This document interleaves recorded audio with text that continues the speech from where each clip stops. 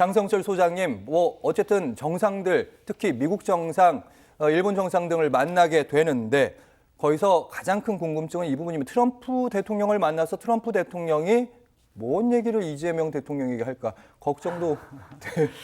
근데 이게 막 공식적인 그런 정상회담이 가능할까, 양자회담이 가능할까, 좀 그런 생각이 있어요. 뭐 풀 어사이드라고 해가지고 예. 뭐 어떠한 만찬이나 이런 환영식 이럴 때에 잠깐 좀 만나시는 그럴 경우가 있을 거고, 어쨌든 우리 외교 담당자들은 적어도 트럼프 대통령과는 양자회담을 좀 하는 그러한 이벤트를 좀 만들고 싶어 할 텐데 그렇겠죠. 아직 준비가 덜 됐잖아요. 지금 대통령 되신 지 12일밖에 안 돼가지고 각종 현안 문제 제대로 잘 파악하기도 좀 어려운 상황인 것이고, 또한 제대로 된 협상 기술 이거 익히기도 조금 쉽지 않은 상황이거든요.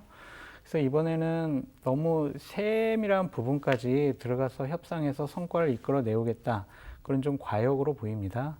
그래서 저는 이재명 대통령께서 그 G7 정상회의 그리고 그 정상들, 특히 트럼프 대통령에게 참 만만하지 않은 사람이구나, 대한민국 민주주의의 대표적인 그런 이재명 대통령이구나, 그런 인식만 줘도, 그럼 나중에 협상할 때 깔보지 않거든요. 무시하지 않거든요. 그러한 것만, 인식만 줘도 상당히 성공적이다, 그렇게 말씀드려요. 알겠습니다. 김성환 평론가님 트럼프 웃으셔가지고 할 대통령은 말씀이 있는 것 같아요. 예. 상대하기가 굉장히 어려운 사람이잖아요. 많은 분들이 아시는 것처럼 트럼프 대통령이 뭘 원하는지 파악하는 게 중요하겠다 이렇게 생각하고요. 문재인 전 대통령의 경우에는 사실은 남북 관계를 통해서 트럼프 대통령하고 일종의 한미 관계를 유지해 왔다고도 볼 수 있거든요. 왜냐하면 트럼프 대통령이 굉장히 외교적 성과를 원했기 때문에 뭐 미국하고 가장 적대하는 국가 중에 하나가 북한이기도 하니까요. 북한의 일종의 정상이라고 하는 김정은 위원장과 트럼프 대통령이 만나서 이 싱가포르 정상회의하고 그다음에 하노이 회담까지 이렇게 가는 그 기간이 한 2년 정도 됐단 말이에요. 트럼프 대통령이 제일 바라던 그림이기도 했어요. 근데 지금 굉장히 흥미로운 거는 트럼프 대통령이 친서를 보내려고 했는데 북한이 거절했다는 거잖아요. 안 받고. 근데 백악관 대변인 얘기를 보면 계속 북한하고 관계 개선 의지가 있다고요. 그러니까 이재명 대통령도 결국 북한과의 관계 개선 그리고 평화적인 어떤 채널을 구축하거나 이러는 데 있어서 지금 공을 들이고 있거든요. 근데 그런 면에서는 트럼프 대통령과 그런 부분에 대한 얘기를 먼저 꺼내면서 화두를 이끌어나가면 어떨까 이런 생각이 들고요. 관습상에 대해서는 아주 복잡한 계산이 필요하기 때문에 그거에 대해서는 구체적인 협상을 하기는 어려울 거예요. 저렇게 다자 그 무대에서는. 그러니까 그건 별도의 어떤 양자 무대로 가더라도 가장 기본적으로 지금 미국이 원하는 것처럼 방산이나 해운 이런 쪽에, 특히 이제 미국은 조선 분야에 있어서 그 중국의 굴기라고 해야 될까요? 중국의 그 뭐 군함이라든가 이런 거에 비해서는 사실 자꾸 열세로 좀 밀리고 있는 상황이란 말이에요. 그런 면에서는 해군 군함 수립 보수라든가 아니면 새로운 어떤 군함을 만드는 데 있어서 우리나라 조선 기업들이 할 수 있는 역할들이 있다고요. 그러니까 그런 면에서는 조금 더 전향적으로 우리가 얘기를 하면서 트럼프 대통령을 자꾸 끌어내는 역할을 하는 게 좋겠다. 그러니까 그런 협상가적 기질을 갖고 있는 사람이기도 하니까요.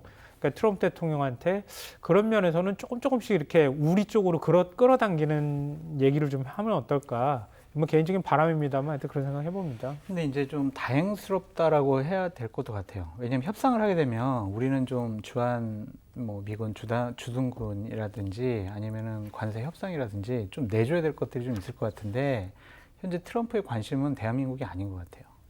이스라엘 이란 전쟁 있잖아요. 그리고 러시아 우크라이나 전쟁 있잖아요. 그래서 그 전쟁을 어떻게 좀 마무리하고 정리하는 것에 관심이 좀 기울여 있어서 우리 좀 다행이다라는 좀 생각이 드는데, 젤렌스키 우크라이나 대통령과 만날 수도 있다라는 전망이 나오잖아요. 이전에는 좀 젤렌스키 대통령이나 좀 우크라이나에 대해서 좀 우리 대한민국 일반 국민들과는 좀 다른 얘기를, 좀 러시아 편을 드는 듯한 얘기를 지난번 이재명 대통령께서 당대표 할 때 좀 하신 적이 있거든요. 그래서 그런 것들을 좀 잘 오해도 좀 푸시고 좀 여러 가지 정리를 좀 잘 하시는 것이 어떨까, 그런 생각도 듭니다. 알겠습니다. 자, 어쨌든 G7 정상회의를 위해서 출국하게 될 거고요. 이것은 이제 국정수행 평가, 지지율에도 영향을 미치게 됩니다. 이재명 대통령에 대한 국정수행평가 리얼미터 조사 결과 저희가 여론조사 결과 살펴보도록 하겠습니다. 네, 뭐 기대감은 이 정도라고 살펴보시면 되겠습니다. 잘하고 있느냐, 못하고 있느냐에 대해서 58.6%가 잘하고 있다. 잘 못하고 있다가 한 34.2%. 너무 높지도 않고 다른 전임 대통령에 비해서 낮지도 않은 지지율. 사실은 문재인 전 대통령 때는 80% 넘었으니까 이게 차라리 낫다. 이런 평가도 있더라고요. 그때는 사실은 좀 비정상적으로 높은 측면도 있어요. 제가 볼 때는. 그리고 당시에는 우리가 처음 겪었던 탄핵 사태였잖아요. 그리고 이른바 이제 내란 공범이라고 불리거나 내란 동조 세력들의 극렬한 저항 같은 것도 없었던 시점이었어요. 그러니까 국민들의 바람이 한쪽으로 확 몰리는 상황이었고 그만큼 기대감이 컸었기 때문에 문재인 정부는 첫 출범부터 굉장히 높은 지지율을 갖고 시작을 했다고 볼 수 있고요. 근데 이재명 대통령의 경우에는 사실은 6개월 동안 우리가 내란 상황을 겪었던 거 아닙니까? 그러니까 그 가운데 굉장히 국민적 갈등이 극심했단 말이에요. 특히 헌법재판소 결정도 좀 늦게 나온 편이었기 때문에 그런 부분에 대해서 아직까지 반대편에 서 있는 국민들의 마음이 다 풀리지는 않은 것 같다 이렇게 생각되고요. 아직까지는 좀 반신반의하는 국민들이 좀 적지 않을 것 같아요. 특히 보수 진영 같은 경우에는 저는 뭐 여러 가지 그 이재명 대통령이 억울한 측면도 있다고 보지만 이재명 대통령을 싫어하는 국민들도 꽤 많이 있거든요. 솔직히 말씀드리면 그런 이제 도덕성에 관한 부분이든 사법 리스크에 관한 부분이든 이런 것들에 대해서 이재명 대통령한테 전적인 신뢰를 보내지 못하는 국민들도 적지 않다는 것을 보여주는 숫자인 것 같아요. 그런 면에서 이재명 대통령이 굉장히 실사구시적으로 현실적으로 문제들을 풀어나가고 국정 운영을 무난하게 잘 이끌어 나가면 자연스럽게 오히려 거꾸로 이전에는 취임 초에 굉장히 지지율이 높다가 떨어지는 현상이 나타났는데 지금은 거꾸로 경제 문제나 이런 거에 잘 대처하면 올라가는 현상도 나올 수 있겠다. 그런 기대를 해봅니다. 그러니까 오히려 너무 지나치게 높은 국정 지지율을 갖고 출발하는 것보다 어느 정도 평균 수준에서 조금 높은 수준을 갖고 시작하는 게 제가 볼 때는 훨씬 더 국정 운영하는 데 있어서는 도움이 될 거라고 생각합니다.